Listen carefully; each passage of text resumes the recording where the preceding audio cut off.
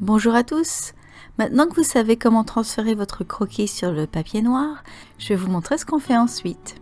Aujourd'hui, nous allons voir que dessiner un animal avec de la fourrure noire sur du papier noir n'est pas si compliqué que ça. Ce qu'il vous faut principalement, c'est un crayon de couleur blanc et moi j'utilise un Prismacolor.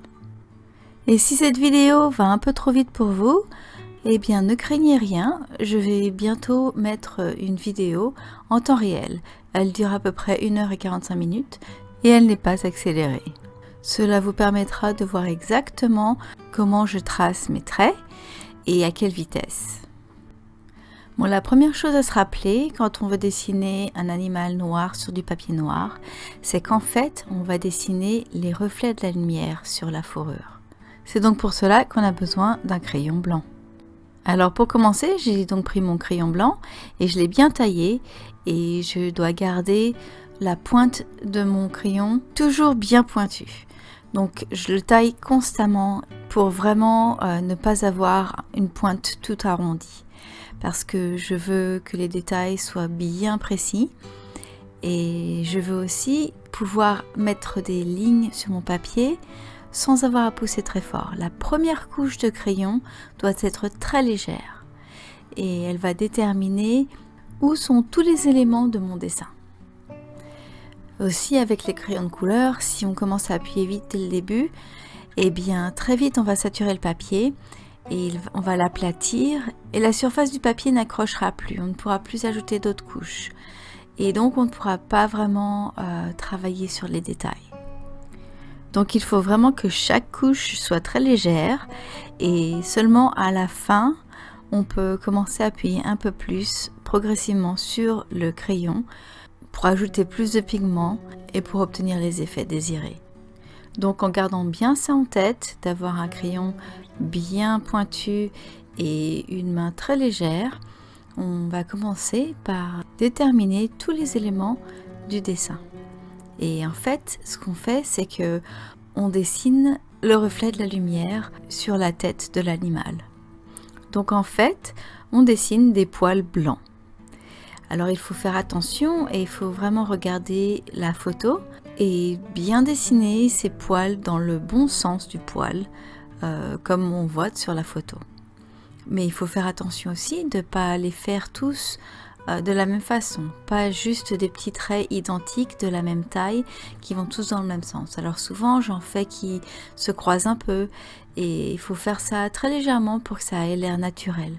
Si on n'a que des petits traits de la même taille qui vont dans le même sens, ça va avoir l'air bizarre. En gros, pour la première couche de crayon, c'est à peu près tout.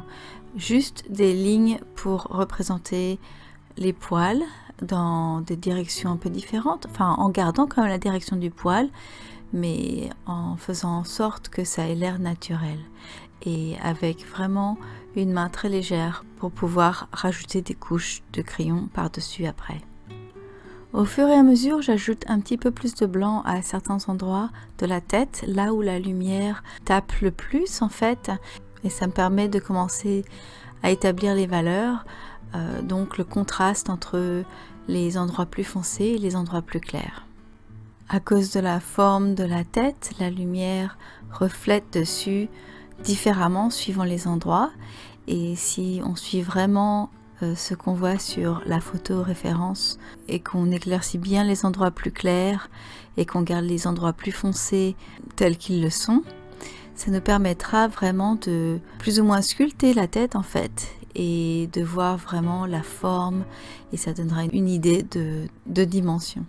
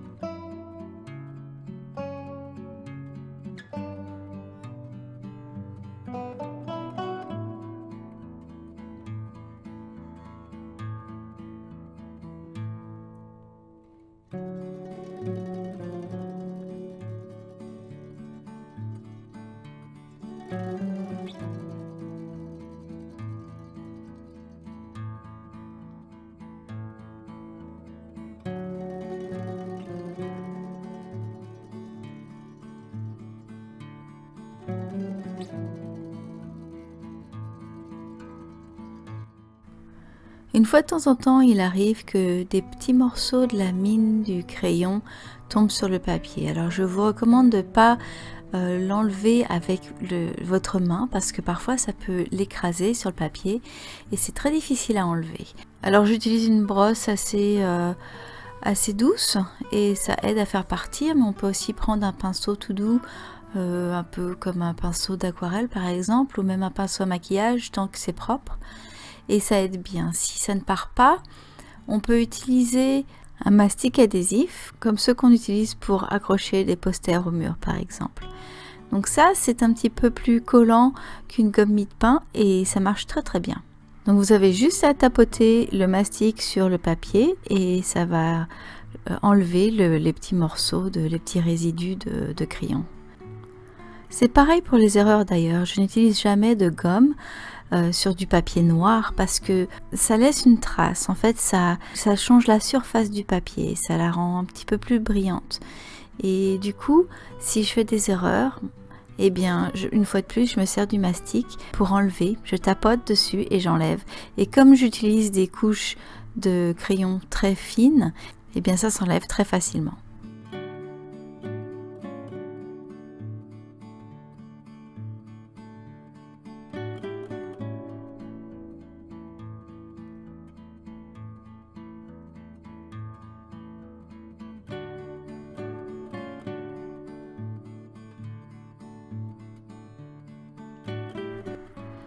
Une fois que j'en ai fini avec la première couche de crayon de couleur, eh bien j'en suis à la moitié en fait, j'ai presque fini. Parce que je n'ai pas vraiment besoin d'ajouter d'autres couleurs, les seules couleurs que j'utilise c'est le sable et le jaune ocre pour l'œil et un petit peu de bleu clair pour le reflet dans l'œil. Donc maintenant ce que je fais c'est que je rajoute une couche de poils tout simplement en poussant un petit peu plus sur mon crayon, surtout à certains endroits, les endroits qui reflètent plus de lumière. J'essaie aussi de faire bien attention, de bien regarder ma photo pour être sûr que j'ai bien tous les détails là où ils doivent être. Bon, c'est pas grave si les taches ne ressemblent pas exactement à la référence, mais par contre, si l'œil ou le nez ou les oreilles ne sont pas exactement là où elles doivent être, eh bien le dessin final peut être un peu bizarre. En parlant de taches, je sais que dans ma description j'ai parlé de panthère noire, mais en fait une panthère noire c'est un nom générique. C'est souvent soit un jaguar, soit un léopard. Et les deux ont des taches et une panthère noire a aussi des taches. Donc on ne les voit pas toujours, on les voit plus ou moins suivant la façon, une fois de plus, dont la lumière reflète sur le poil. Alors parfois on voit des photos de panthères noires sans taches, mais c'est sûrement un effet de lumière.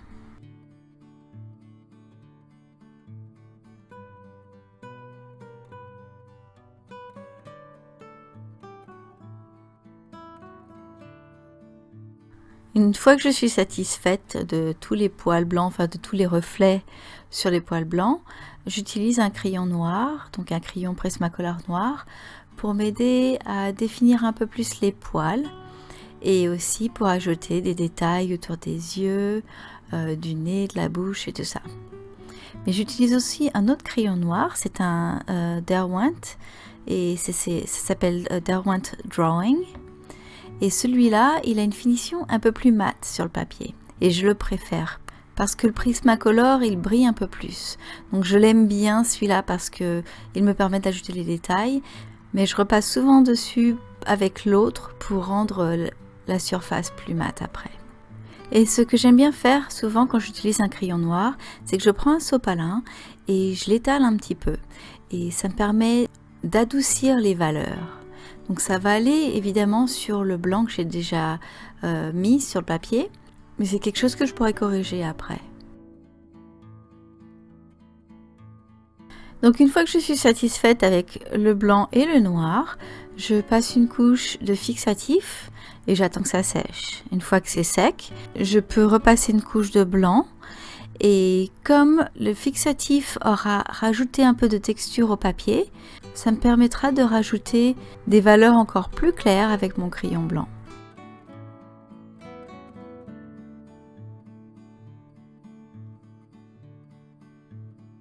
c'est tout pour cette démonstration. J'espère que vous aimez le dessin de ce petit chat. Si vous avez des questions, n'hésitez pas, je serai ravie d'y répondre et de vous aider. Merci à tous d'être passés. Bonne journée, à bientôt!